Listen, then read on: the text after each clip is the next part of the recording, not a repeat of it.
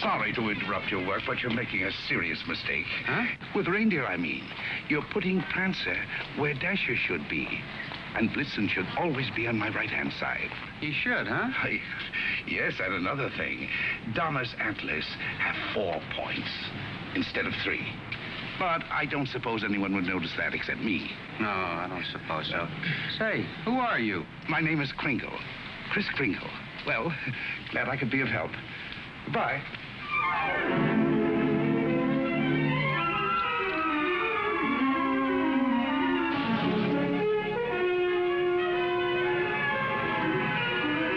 You see, it's all in your wrists, like throwing a ball. Now watch. See? Mrs. Walker, that new Santa Claus you hired is wonderful. Where'd you find him? We answered the ad along with 100 others. He is good, isn't he? Well, the parade's ready to start. You coming? I'm going home and getting a hot tub. I may just stay there until next Thanksgiving. But you've worked so hard on the parade. If I want to, I can see it from the roof of my apartment. Bye.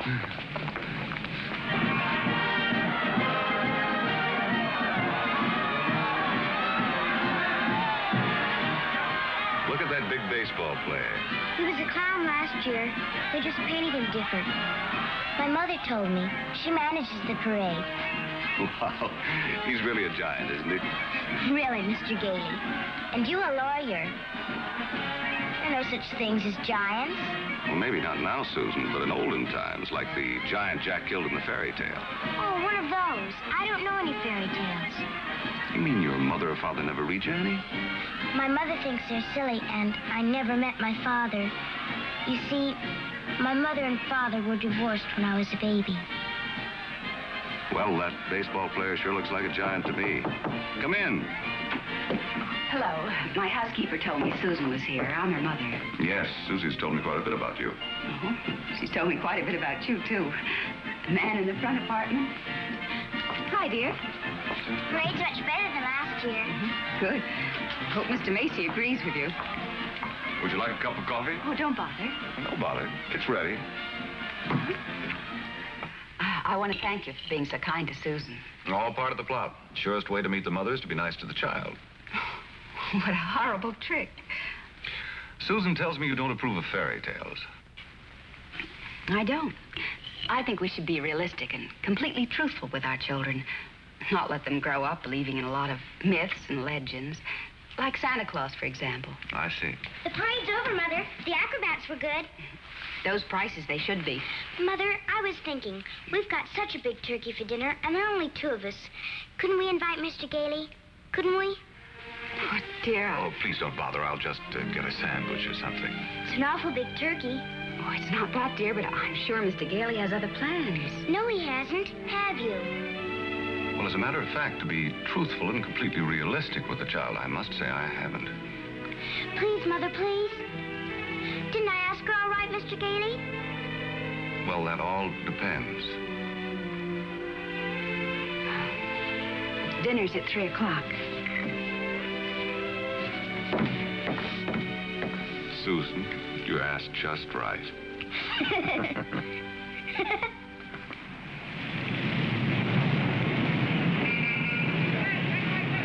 Before those screaming brats arrive, I want to give you a few pointers on how to be a good Santa Claus. Go ahead. Now, here's a list of toys we have to push. You know, things we've overstocked. You'll find that a great many children are undecided as to what they want for Christmas. When this occurs, you immediately suggest one of these items. You understand? I certainly do. All right, here they come. You get up there and go to work and memorize that list. And remember, be jolly. You're working for Macy's. Imagine that. Making a child take something he doesn't want just because he bought too many of the wrong toys. That's what I've been fighting against for years. And what's that, Pop? Trying to commercialize Christmas. And a Merry Christmas to you. Now then, what's your name, little boy? Peter. And what do you want for Christmas, Peter? I want a fire engine just like the big ones, only smaller. It's got real hoses and squirts real water. I won't do it in the house, only in the backyard, I promise. Now, Peter, I see you're a very good boy. So you'll get your fire engine. You see, I told you to get me one. Yes, dear. Well, look, you wait right over there. Mommy wants to thank Santa, too. What do you mean by saying a thing like that? I've been all over town trying to find that kind of of a fire engine. Macy doesn't have one. Nobody's got one. But you can get those fire engines at the Acme Toy Company on West 46th Street. Only $4.50. Wonderful bargain. Oh, I follow the toy market pretty closely. Macy's sending other people to other stores? Well, the important thing is to keep the children happy. Whether Macy's or somebody else sell the toy, that doesn't matter, does it? Don't you feel that way? Me? Sure, but I didn't think Macy's did. I don't get it. I just don't get it. Oh, yes, we have skates. Nice, shiny skates, and they're very good indeed. But I don't think they're the kind of skates you want. Now, they have really wonderful skates at Gimbals. Gimbals? The sales lady said I was to speak to you. You're the head of the toy department. Yes, ma'am, yeah. Well, look, I want to congratulate you on Macy's and this new stunt you're doing, sending people to other stores. To think that a big store like this puts the spirit of Christmas before the commercial. I haven't done much shopping here before, but from now on, I'm a regular Macy customer. Gimbals? And when you come to see me at Macy's, I shall tell you all about the wonderful toys. This seems awful silly, Mr. Gailey. Well, maybe you'll feel differently after you've talked to Santa Claus. Goodbye, and Merry Christmas. Now, what's your name, little girl? Susan Walker, what's your name? Mine, Kris Kringle. I'm Santa Claus. You don't believe that, do you? You see, my mother is Mrs. Walker, the lady who hired you. But I must say, you're the best-looking one I've ever seen. Thank you. Your whiskers don't have those things that go over your ears. That's because they're real, just like I'm really Santa Claus. Go on, pull them. Go on, go ahead, pull. That's it. And what do you want me to bring you for Christmas? Nothing, thank you. Whatever I want, my mother will get me. Sensible and doesn't cost too much. Susan, dear, I think you've taken up enough this gentleman's time. Your maid had to go home. Her mother sprained her ankle. She asked me to bring Susan down here for you. Yes, she phoned. I thought as long as we were here, we might as well talk to Santa Claus. He's a nice old man, Mother. And his whiskers are real, too. Yes, dear. A lot of old men have real whiskers like that. Susan, if you'd like to go over and look at the dolls, I'll be with you in just a minute. I want to talk to Mr. Gailey. I didn't think there was any harm in saying hello to the old gent. I'm sorry. Well, I think there is harm. I tell her Santa Claus is a myth, and you bring her down here to meet a very convincing old gentleman with real whiskers. What's wrong with that? By filling her full of fairy tales, she'll grow up to believe life is a fantasy instead of a reality. She'll keep waiting for Prince Charming to come along, and when he does, he'll be a... We were talking about Susie, not you. Whether you agree with me or not, I'll have to ask you to respect my wishes.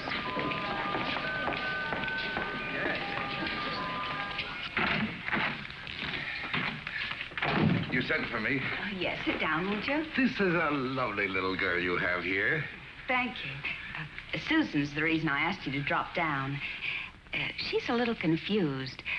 Would you tell her that you're not really Santa Claus, that there's actually no such person? I'm sorry to disagree with you, Mrs. Walker, but not only is there such a person, but here I am to prove it. Oh, no, you don't understand. I want you to tell her the truth. What is your name? Kris Kringle. I'll bet you're in the first grade. Second. No, I mean your real name. It is my real name. Second grade. Good gracious. It's a progressive school. Oh, progressive school. Well, where did you get such a lovely outfit? Macy's. We get 10% off. Susan, would you go in and talk to Mrs. Adams for a minute? All right. Goodbye, young lady. Hope I see you again soon. I hope so, too. Bye. Kris Kringle. Address, Brooks Memorial Home for the Aged. If you care to call them and ask for Dr. Pierce, he'll be happy to confirm it. Age is old as my tongue and a little bit older than my teeth. No, really. Well, that's the truth. Next of kin, Donna, Blitzen, Prancer. And Dancer.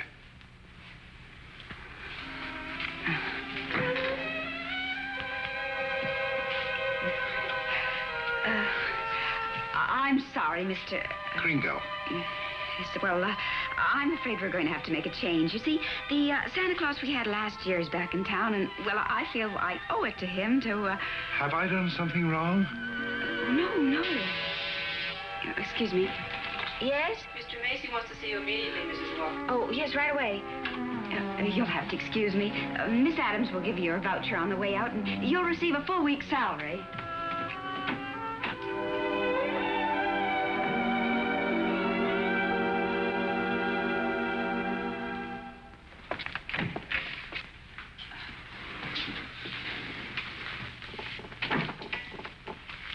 Now, about that new sales policy that you two seem to have initiated. It would have been better to clear it with the sales department first, don't you think? Mr. Macy, Macy's Santa Claus sending customers to Gimbel's. Preposterous. What? Yet, we cannot quarrel with success. Telephone calls, telegrams, over 500 parents expressing their undying gratitude to Macy's. So as a result, I've decided to make this the new sales policy for the entire store. If we haven't got what a customer wants, we'll send him where he can get it. In this way, Macy's will be known as the store with a heart. The store that puts public service ahead of profits. And consequently, of course, we'll make more profits. Well, I just want to express our appreciation and to tell you that in your Christmas envelopes, there'll be a more practical expression of our gratitude. Thank you, Mr. Macy. That'll be all. Thank you. Oh, and tell that wonderful Santa Claus of yours that I haven't forgotten him either. No, never mind. I'll tell him myself. In the morning.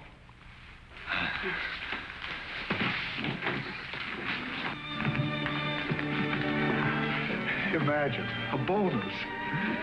I fired him. Who? Santa Claus? No. He's crazy. He thinks he is Santa Claus. Well, I don't care if he thinks he's the Easter Bunny. You better get him back. Well, it's too great a risk. He might have a fit or something. I tell you, the man's insane. Maybe just a little bit insane. Mr. Sawyer. What? We'll get Sawyer to examine him. He's a psychologist. That's what he's being paid for, to examine the employees. Can't get him back. He's already gone. Well, then you better scoot after him and get him, because if you don't, we're going to have a very unmerry Christmas. Oh, Mr. Kringle. I'm afraid I acted rather hastily and perhaps unfairly. This other Santa Claus, well, Mr. Macy has found something else for him to do, and, well, we want you to stay on. Well, this is mighty good news. You see, Mrs. Walter, for 50 years or so, I've been more and more worried about Christmas. Christmas is not just a day, it's a frame of mind, and that's what they've been changing. Well, I'm glad you're taking me back. Maybe I can do something about it. And I'm glad I met you and your daughter. You're my test case. We are? Yes, in a way, you're the whole thing in miniature. And if I win you over, well, there's still hope. If not, I guess I'm through. But I'll try, and I'm warning you, I don't give up easily. Oh, but Mr. Kringle, first thing in the morning, could you report to Mr. Sawyer's office for a little examination? Mental examination? Well, partly, yes. Oh, I don't mind. I've taken dozens. Haven't failed one yet. Yeah. How many days in the week? 7. How many things do you see? 4. Muscular coordination? Perfect. Who was vice president under James Monroe? Daniel D. Tompkins. I'll bet your Mr. Sawyer doesn't know that one.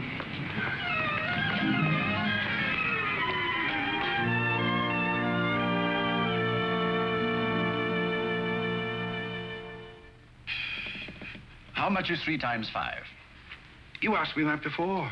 I'm conducting this examination. How much is 3 times 5? Same as it was before. 15. You're rather nervous, aren't you, Mr. Sawyer? Do you get enough sleep? My personal habits are of no concern to you. Oh, I'm sorry. It's just that I hate to see anyone all tied up. How many fingers do you see? 3. You bite your nails, too? I want you to stand up straight with your arms extended. Muscular coordination test. Surely I'll be glad to. You know, very often nervous habits like yours is caused by insecurity. Are you happy at home, Mr. Sawyer? That will be all, Mr. Kringle. The examination's over. You may go. And it may interest you to know that I've been a happily married man for 26 years. Oh, I'm delighted to hear it. Bye. Your wife, Mr. Sawyer? What else? Agnes, how many times have I told you not to bother with the office? No, I give you a perfectly liberal allowance. If that fat, stupid brother of yours would get a job, you wouldn't have to be pestering me all the time. Not a penny. How long have you known him, Dr. Pierce? Well, he wandered into the home about 8 months ago. Looked the place over and said, well, it'll do. Just stayed on. Has he ever told you his real name? He said he was Kris Kringle. We never pressed him further. Mrs. Walker, after giving that man a comprehensive examination, it's my considered opinion he should be dismissed immediately. Dr. Pierce, Mr. Sawyer. Excuse me, didn't Kris answer the questions correctly? Well, yes, he did, but there was a complete lack of concentration. There's no doubt about it, he should be placed in a mental institution. Wait a minute. People are institutionalized to prevent them from hurting themselves or other people. His is a delusion for good. He only wants to be friendly, helpful. Mrs. Walker, naturally I cannot discharge this man. So when he begins to exhibit his latent maniacal tendencies, which I assure you he will, the responsibility will be entirely yours. Oh, Dr. Pierce, if there's the slightest possibility of trouble, Now, what trouble could Kris possibly get into? No? Well, coming to work, for instance, a policeman might ask him his name. Now, you know that would get him into a fight. Well, that could be avoided easily enough. Find someone here in the store to rent him a room. Then they could go to and from work together. Oh, yes, that would solve everything. That's a wonderful idea. Yes, isn't it? Your son's away at school. What about his room? Well, I'll talk to Mrs. Shellhammer as soon as I get home. In the meantime, you take Kris home to dinner. Oh, no, I couldn't. Oh, really, Mrs. Walker? If I can supply the room, the least you can do is furnish a free meal.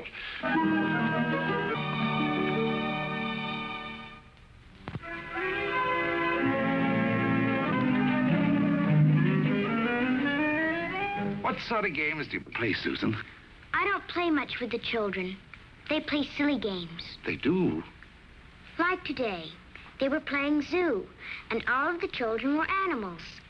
Homer was supposed to be the zookeeper. He said, "What kind of an animal are you?" I said, "I'm not an animal. I'm a girl." He said, "Only animals allowed here. Bye." Oh, that's too bad. Sounds like a wonderful game to me. Of course, to play it right, you've got to have imagination. Do you know what imagination is? That's when you see something and it's really not there. Well, yes. But I believe imagination is a place by itself. Yeah, you know, like, well, you know the British nation and the French nation. Well, this is imagination. Say, how would you like to make snowballs in the summertime? Or drive a bus down Fifth Avenue, Or be the Statue of Liberty in the morning, and in the afternoon, a flock of geese flying south? Well, the first place, you'd have to learn to pretend. That's imagination. Now, the next time they play zoo, you tell Homer you're a monkey. But I don't know how to be a monkey. I'll show you. Now, stand up. First, you bend way over. That's it. Keep your arms loose. Now, then you scratch. On the contrary, the firm of Hazlitt, Sherman, and Hazlitt has been very good to me. But being an exceptional lawyer, I want to open my own office. Naturally. We're having our first lesson in pretending, and we're doing pretty well, too. She'll be having nightmares for weeks. But you'll be having a lot of fun in the daytime. Hello? Oh, Mr. Shellhammer, that's fine. The Shellhammers have a room for you. That's very kind of them, but I've accepted Mr. Gailey's offer to stay with him. Mr. Gailey? I'll get the meat. Oh, thank you, Mr. Shellhammer, but it seems he's made other arrangements. Yes, well, goodbye. Well, here we are. Steak. No, it's venison. A friend of mine at the office gave it to me. What's venison? Oh, deer meat. If you don't like it, I have eggs for you. Could I have eggs, too? Venison, you know, I couldn't. Oh, I forgot. Well, there must be something you want for Christmas. Something that even your mother doesn't know about. Why don't you give me a chance? All right. Good. That's what I want for Christmas. A doll's house like this? No, a real house. A real house? If you're really Santa Claus, you can get it for me. And if you can't, just a nice man with a white beard like Mother says. Well, just because every child doesn't get his wish, that doesn't mean there isn't a Santa Claus. That's what I thought you'd say. But what could you possibly want with a house like this? Live in it with my mother. You have this lovely apartment. But I want a bad backyard in a swing and she can't get it, huh? I didn't say that. Well, it's a tall order, but I'll do the best I can. May I keep this? Mm-hmm. Good night, Susan. Good night.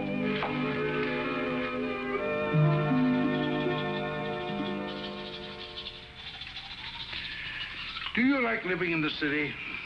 Oh, it's all right. I'd kind of like to get out in the country sometime, though. Not a big place, just one of those junior partner deals in Manhattan. I know the kind you mean. One of those colonial houses. Or Cape Cod. I've been thinking about Mrs. Walker. You know, like a lot of divorced women, she's determined that no one will ever hurt her again. With a little more effort on your part, she might be made to crawl out of a shell. You know, those two are a couple of lost souls. It's up to us to help them. I'll take care of Susie if you'll take care of her mother. It's a deal. Good. You ready? Oh, no, you don't. I'm not going to be cheated that way. All my life I've wondered, and now I'm going to find out. I'm going to learn the answer to the question that's troubled the world for centuries. Does Santa Claus sleep with his whiskers inside or out? Always sleep with them out. Cold air makes them grow.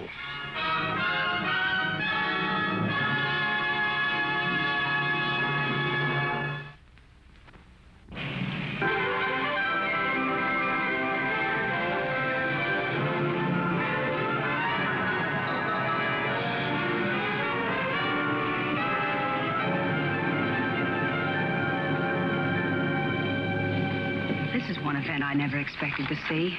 Two can play at this game, Mr. Macy. If Gimbel's hadn't got what the customer wants, we'll send him over to Macy's. It'll be a pleasure, Mr. Gimble.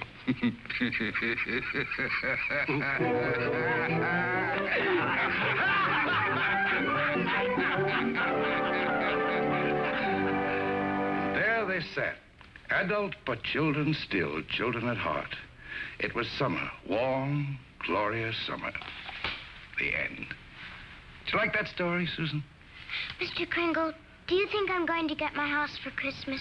Well, I can't promise, but we mustn't give up hope. Good night, Susan. Tomorrow evening, I'll read you another story. I can't. I've got to go to school. Isn't this vacation? Yes, but this is what they call a required function. Required function? The Fillmore Progressive School requests your presence at a special performance of a Christmas play to be given in the modern manner. What does that mean? A Christmas play without Santa Claus. Well, a Christmas play without a Santa Claus? The performance will be followed by a short address. Subject, exploding the myth of Santa Claus. The guest speaker will be Mr. Albert Sawyer.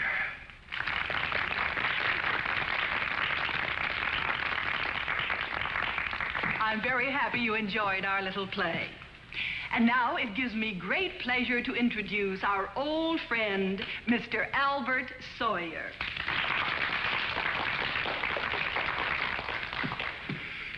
Parents and young people, it's thrilling indeed to see so many happy, smiling faces. I know you're all looking forward to a joyous Christmas. But as those of you in this intelligent group know, this is going to be a Christmas without Santa Claus. Such a person as Santa Claus, St. Nicholas, or Kris Kringle does not exist.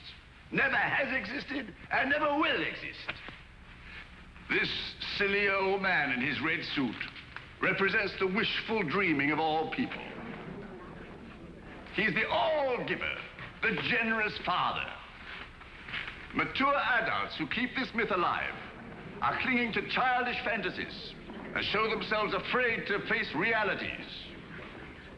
People who play Santa have a strong feeling of guilt. I see nothing to laugh at. Far from being amusing, this myth... Far from being amusing... Far from being amusing, this myth is actually harmful. Only stupid old men prancing around in white whiskers keep this ridiculous myth alive. Now he's gone too far.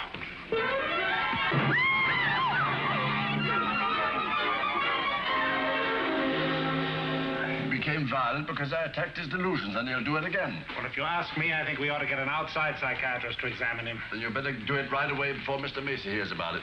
Oh, that's right. You explain it to Mr. Kringle. After all, you're his Oh, friend. no, I can't. Well, I've grown very fond of him, and this is going to hurt him deeply. I just can't. All right, what can we do? I think I have it. You tell Kringle Mrs. Walker wants him to leave at once in order to have some publicity pictures taken with the mayor. I'll have a car waiting outside, and once we get him in the car, we'll drive him straight off to Bellevue Hospital. Yes, that'd do it. I'll ride up front with the driver.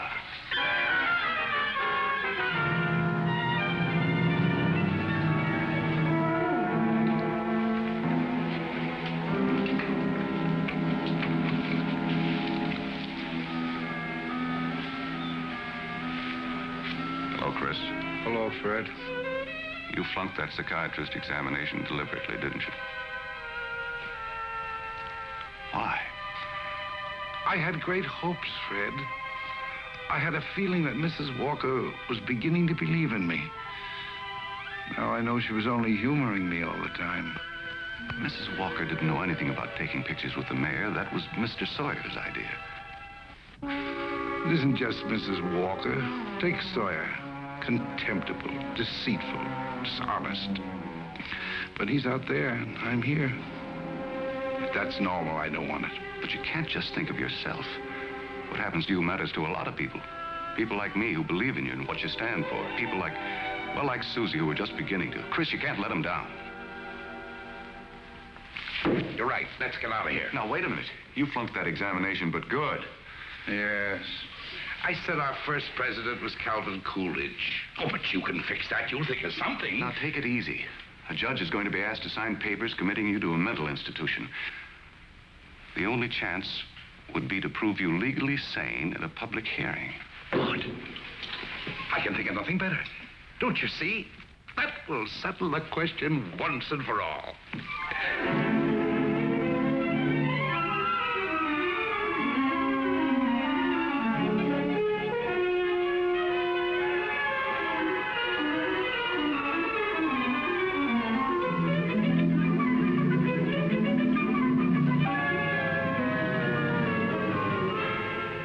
Solemnly swear the evidence you are about to give at this hearing is the truth, the whole truth, and nothing but the truth? I do. Good morning, Your Honor. Good morning. You may proceed, Mr. District Attorney. My name's Thomas Mara. What's yours? Kris Kringle. Oh. Where do you live? That's what this hearing will decide. It's a very sound answer, Mr. Kringle. Thank you, Your Honor. Tell me, do you really believe that you're Santa Claus? Of course. The state rests, Your Honor.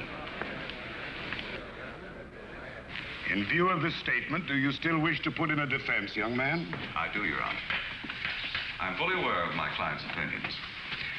In fact, that is the entire case against him. But Mr. Kringle is not sane because he believes himself to be Santa Claus.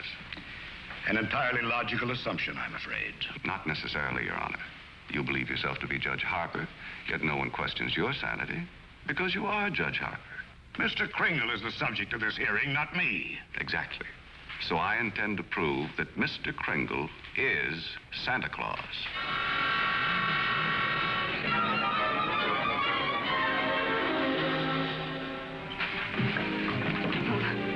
What does Mr. Hayslip, Sherman, and Hayslip say about the trial? That I was jeopardizing the dignity of the firm, that I either dropped the case or they dropped me. So, leaving me no choice, I quit. Oh, Fred, you didn't. Well, I can't let Kris down. He needs me, and all the rest of us need him. Darling, he's a kind, wonderful old man, but... Well, you can't throw away your career because of sentiment. I'm not throwing a career away. I'll get by. I'm a darn good lawyer. This doesn't shake your faith in me, does it? This is a question of common sense, not faith. Faith is believing in things when common sense tells you not to. I wish you could let yourself believe in people like Kris, and in fun, and love, and joy, and all the other intangibles. Can't pay the rent with intangibles. And you can't live without them. Why don't you try a little blind faith, darling? String along with me. I think I've got a right to ask that. I think I have the right to ask you to be a little bit more practical and realistic. Yeah, I suppose you have. It's all cockeyed. Here we are, as close as two people can possibly be, and yet there's a loneliness about it. I've tried my best. I know you have, darling, and so have I. But we're going to need a lot more than each other's arms. And somehow I just don't think we've got it.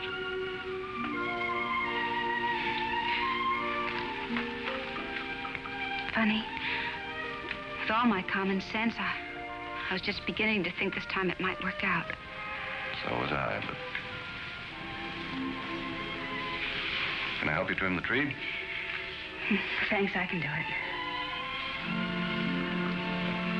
Well, good night. Good night.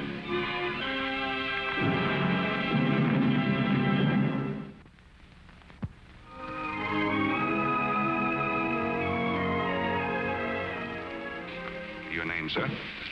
R.H. Macy. Do you recognize this man? Yes, he's an employee of mine, Kris Kringle. Do you believe him to be of sound mind? I certainly do. Mr. Macy, you're under oath. Do you really believe that this man is Santa Claus?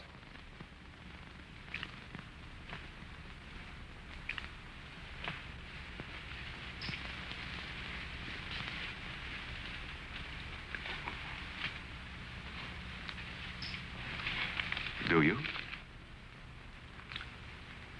I do. That is all.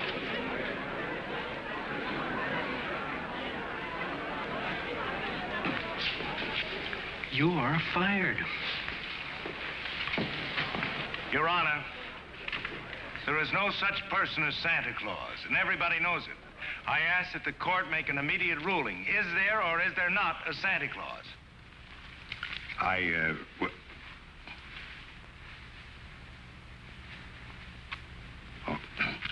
This court will take a short recess to consider the matter.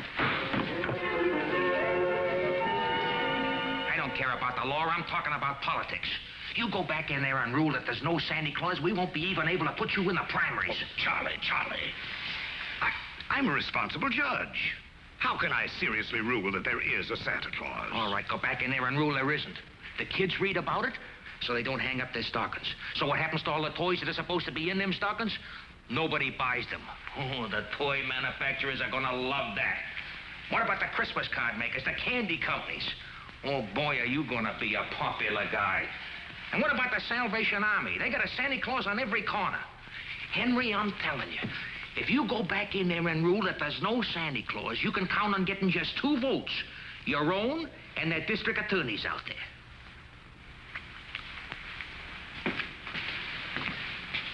One. District Attorney's Republican. The court will rise.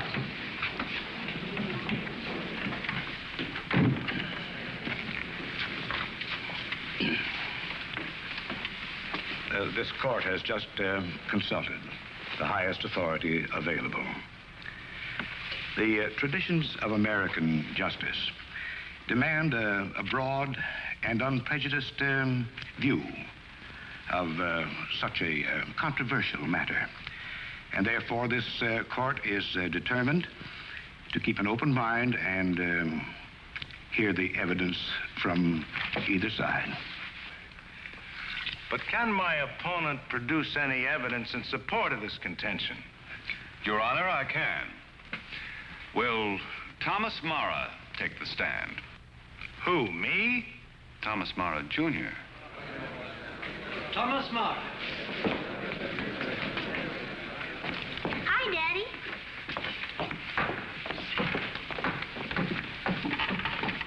Tommy, you know the difference between telling the truth and telling a lie, don't you? Everybody knows you shouldn't tell a lie, especially in court. Do you believe in Santa Claus? Sure I do. And what does he look like? There he is, sitting over there. I object, Your Honor. Overruled. Tommy, why are you so sure there's a Santa Claus? Because Daddy told me so. Didn't you, Daddy? And you believe your daddy, don't you? Sure I do. Daddy wouldn't tell me anything that wasn't so. Would you, Daddy? Thank you, Tommy. Bye, Daddy.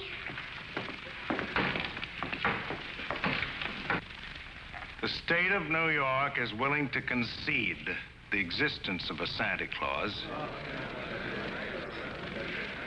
But I ask that Mr. Gailey produce authoritative evidence that Mr. Kringle is the one and only Santa Claus. Your point is well taken, Mr. Mara.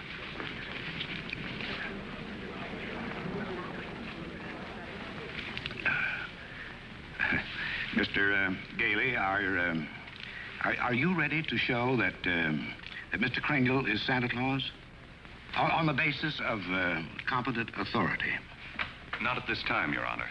I ask for an adjournment until this time tomorrow. This court stands adjourned till 3 o'clock tomorrow afternoon. That's all ready. What are you doing? Writing to Mr. Kringle to tell him I believe in everything he told me. Everything will turn out fine. Oh, that's nice. He'll like that. Where shall I send it? Why don't you send it to the county courthouse? Okay.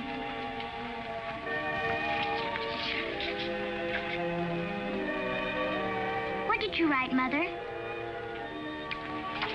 I believe in you, too, Doris.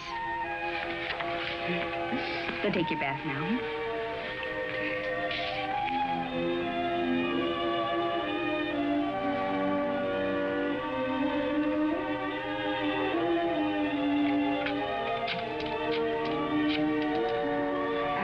Could you give me the number of the main post office, please? Hello, dead letter office. Are you kidding? We got maybe a couple of 100,000. Yes, ma'am, we sure would. Hey, lady, that's not a bad idea. Thank you.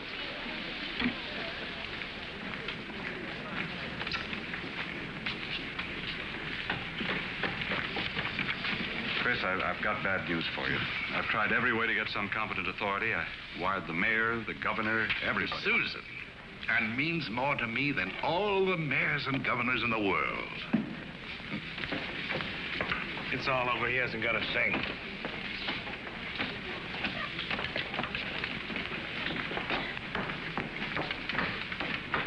Your Honor, the defense has yet to produce one bit of authoritative proof that this man is really Santa Claus. And in view of the fact that it is Christmas Eve and we're all anxious to get to our homes, I ask that these commitment papers be signed without further delay. Mr. Gailey, have you anything further to offer?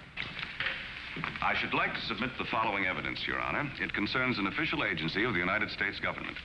The Post Office Department, one of the world's largest business concerns, did a gross business last year of $1,112,877,174. Your Honor, I'm sure they're all deeply gratified to know that the Post Office Department is doing nicely, but it hardly has any bearing on this case. Furthermore, the U.S. postal laws make it a criminal offense to willfully misdirect mail or intentionally deliver it to the wrong party. Yeah, Your Honor.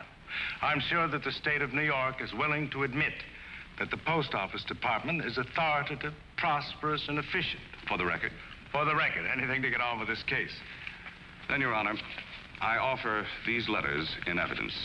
They're simply addressed to Santa Claus, yet they were each delivered to Mr. Kringle by bona fide employees of the Post Office Department. I offer these as authoritative proof. Your Honor, 3 letters are hardly authoritative proof.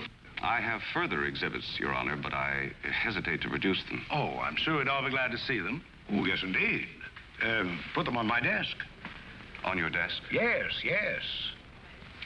Very well, Your Honor.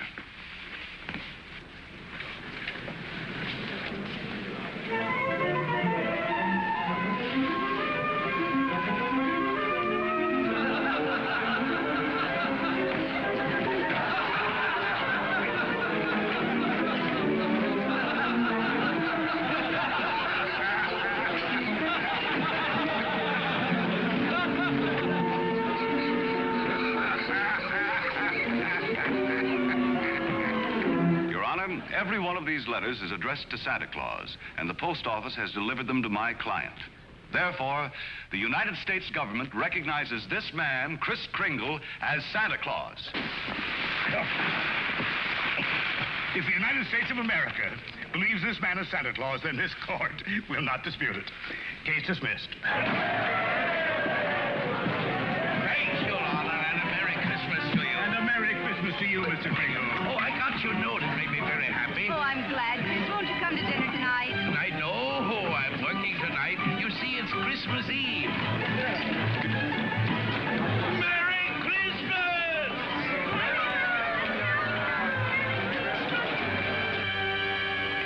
What's the matter with Susan? I think she misses Kris. Don't worry, young lady. Kris is bound to come. Didn't get my present, Uncle Fred. Why, darling, you got a lot of presents. Not the one I wanted. Not the one Mr. Kringle was going to get for me. What was that? It doesn't matter. I didn't get it. I knew it wouldn't be here, but I get a letter or something about it. Hello? Hello, Susan. Merry Christmas. Well, it wasn't really a promise. I said I'd do my best. You couldn't get it because you're not Santa Claus, that's why. Just a nice man with white whiskers like my mother says. And I shouldn't have believed you. Susan. Merry Christmas, Kris. I'm sorry Susan is disappointed in me. Oh, she'll be all right. Here's Fred. Merry Christmas. Where are you? Out at the home. Fred, we're giving a little party this afternoon. Will you bring Mrs. Walker and Susan out to help us celebrate? Of course I will. Now, you turn off the parkway at Seymour. Drive 3 blocks, then turn onto Ashley Drive. You'll see it on the right. Got it. Bye. Susan, I was wrong when I told you not to believe in Mr. Kringle. You must have faith in him. But he didn't get me that. That doesn't make sense, Mother. Oh, faith is believing in things even when common sense tells you not to. I mean, even though things don't work out the way you want them to the first time, you still gotta believe in people. I'll try.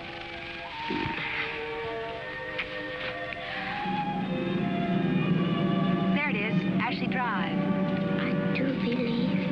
I do believe. I do.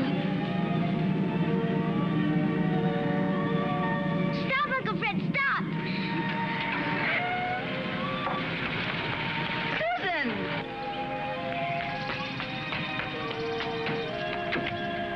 Susan!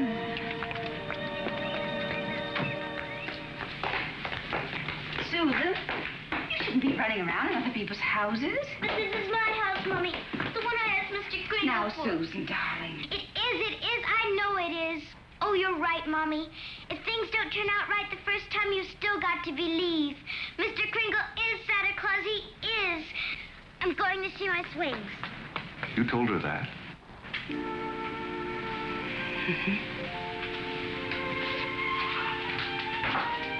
The house seems to be for sale. We can't let it down. Oh, Fred. Darling, I always believed in you. It's just my ridiculous common sense. Well, it even makes sense to believe in me now. I take a little old man and legally prove that he's Santa Claus. Now, you know.